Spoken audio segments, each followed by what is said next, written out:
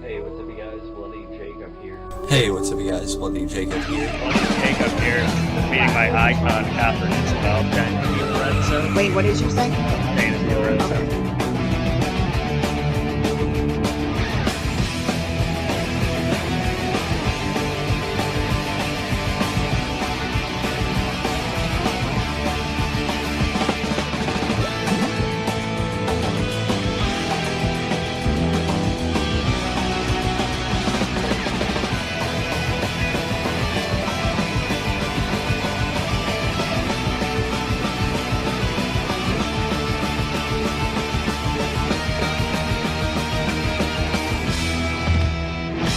Have a good one.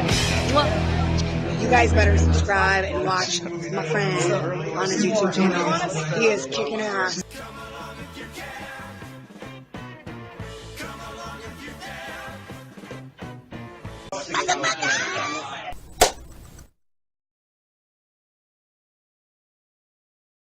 Hey, what's up, you guys? Bloody Jacob here to bring you my review of this week's episode of Supernatural on the CW, which was Season 14, Episode 3, The Scar. So yeah, I reviewed the Season 14 premiere, then I missed reviewing last week's episode, so I definitely wanted to get back on track and talk about this one. And if you guys have been watching my Supernatural reviews, I reviewed every episode of Season 12, I reviewed every episode of Season 13, minus like a misstep here and there, but for the most part I reviewed both of those seasons in full once I had, caught up on the other 11. And, Supernatural just became easily one of my all-time favorite shows. It's not at its best, these past few years. I did like Season 13, I had more issues with 12, although as I feel like I say this in every Supernatural video, there's no bad Supernatural episode, there's no bad Supernatural season. It's just a matter of my interest sort of waning, because there are, I feel like, recycled storylines and sort of like threats and dynamics and stuff like that. But really, thanks to the effort that's still put in by our lead actors, of course, namely Jensen Ackles, Jared Padalecki, and Misha Collins, it still makes it feel worth watching. Especially for me, Jensen Ackles, Dean, by far my favorite character of the whole series. So I was curious, I was intrigued, because Jensen Ackles seemed pretty enthused about, being able to play, sort of a different character, Michael. There was Demon Dean before, but really it's sort of just like a different version of Dean. This is a different character entirely, I guess. But I, like you, am, a bit mixed on Dean being back so soon. Don't get me wrong, there's two different sides to this coin, because on one hand, I felt a definite void in the premiere episode and most of episode 2 without him, because Dean makes the show for me. Even if I get a little bit bored to some extent with some of the storylines, I'll always be excited to see Dean and his Jensen Ackles' presence as the character and everything like that, his humor, his intelligence, his roughness and stuff like that, and easily the most compelling and developed character on the show, in my opinion. So I really missed that in the first 2 episodes. But at the same time, I get it, Michael finally saying this to Michael, that should last a while. I was saying, it'll probably be at least like a mid-season where something changes, maybe. Or maybe they'll be even more drastic with it, who knows, but because the Demon Dean thing a few seasons ago only lasted, 3 episodes. And this, I think, might have been even shorter than that now. Now, the Michael thing obviously isn't done. He's probably going to come back up at some point, maybe retake Dean. He just mysteriously just left him. This is probably going to be some kind of setup or just sort of a lure, to find out more about Kaya and everything like that. I don't know. But, it's not done, but at the same time, I feel like really that's it. That's all they're going to do with it.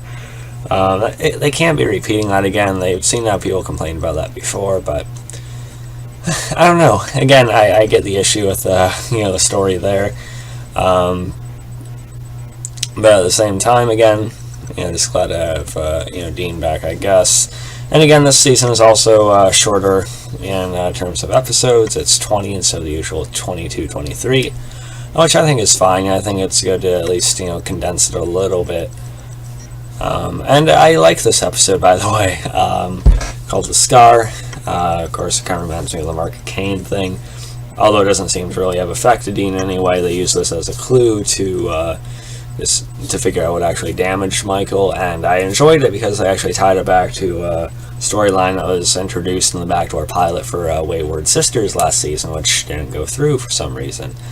I love Vampire Diaries originals. I'm giving Legacies a shot here.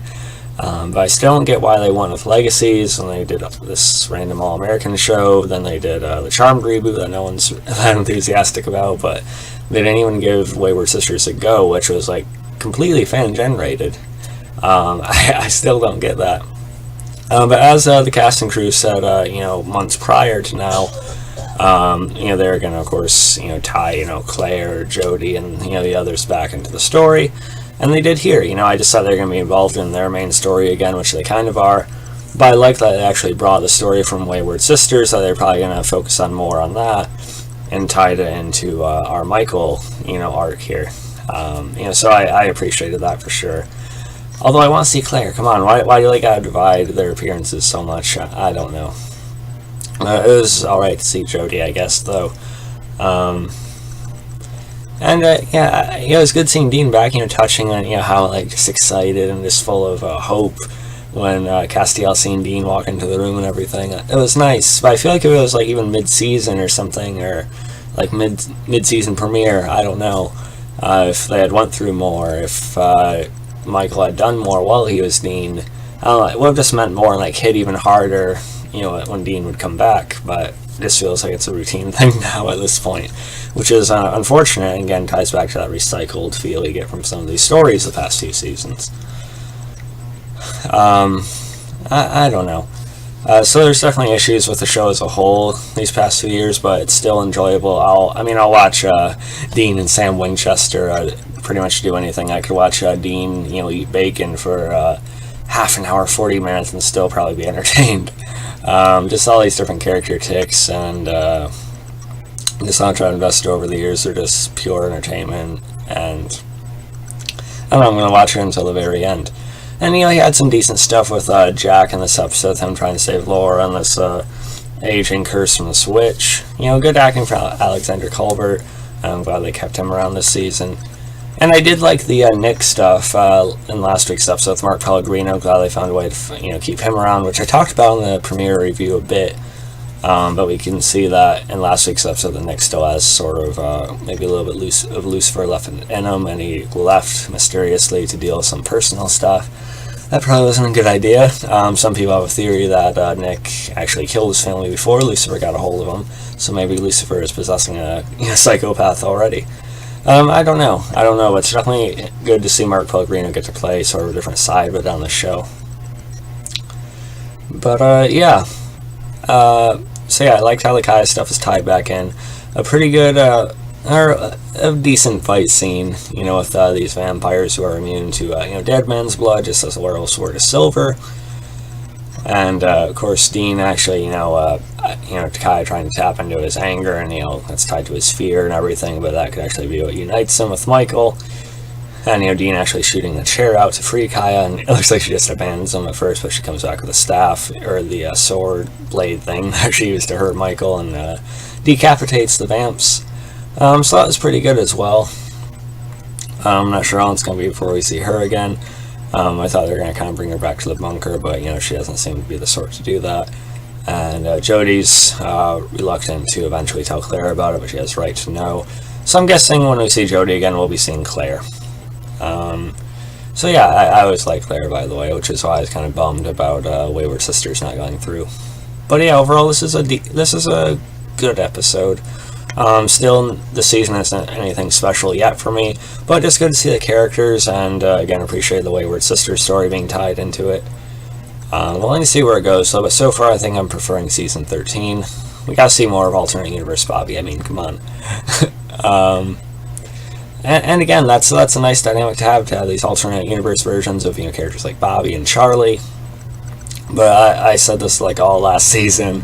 That just doesn't mean as much because we know it's not our Dean and Sam's Bobby. It's not the Bobby we knew those 7 seasons or so.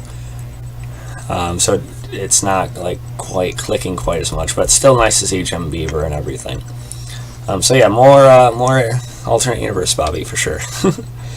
But yeah, so overall giving this episode about an 8.5 out of 10, maybe 8.6. So yeah, let me know what you guys thought about it. Follow me on Facebook, Twitter, Instagram, like, subscribe. I'll catch you guys next time. Peace.